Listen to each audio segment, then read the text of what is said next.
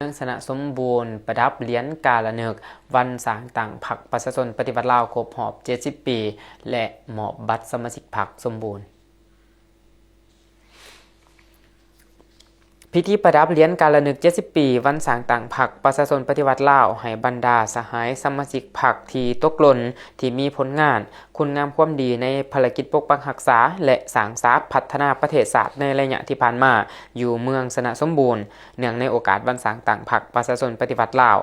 ได้จัดขึ้นในตอนบ่ายของวันที่4 มีนาคมพิธีจัดขึ้นอยู่ที่สโมสรของเมือง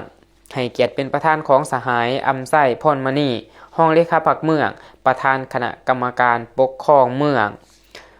มีคณะประจำพรรคเมืองกรรมการพรรคเมืองพนักงานทหารตำรวจพนักงานสมาชิกพรรคองค์การปกครองบ้านเขาร่วมในพิธีสหายคำแสนพิมพิสารคณะประจำพรรคเมืองหัวหน้าคณะจัดตั้งเมืองได้ผ่านมติตกลงของคณะเลขาธิการศูนย์กลางพรรคฉบับเลขที่1034ทับคลสพนครหลวงเวียงจันทน์ลงวันที่10 พฤศจิกายน ปี 2025มาตราที่1ประดับเหรียญกาละนึก70 ปีวันสร้างต่างพรรคประชาชนปฏิวัติลาวก็คือวันที่22 มีนาคม ปี 1955หาวันที่22 มีนาคม ปี 2025ให้สมาชิกพรรคแขวงจำปาสักที่ตกหล่นมีผลงานคุณงามความดีในภารกิจปกปักรักษาและสร้างสรรค์พัฒนาประเทศชาติในระยะที่ผ่านมาจำนวนทั้งหมด234สหายยิง24สหาย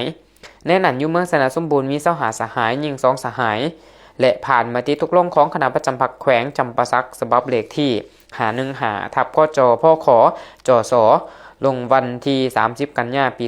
2024ว่าด้วยการหับห้องบัญชีรายชื่อออกเลขรหัสบัตรสมาชิกพรรคสมบูรณ์ในนั้นตกลงเห็นดีหับห้องการออกรหัสบัตรให้แก่สมาชิกพรรคสมบูรณ์ครั้งที่2ของปี 2024จำนวน157หน่วยพรรคมีสมาชิกพรรคสมบูรณ์801สหายยิง290สหายในนั้นองค์คณะพรรคเมืองสนะสมบูรณ์มี41หน่วยพรรคมีบรรดาสหายสมาชิกพรรคสมบูรณ์ได้รับบัตรแดงจำนวนทั้งหมด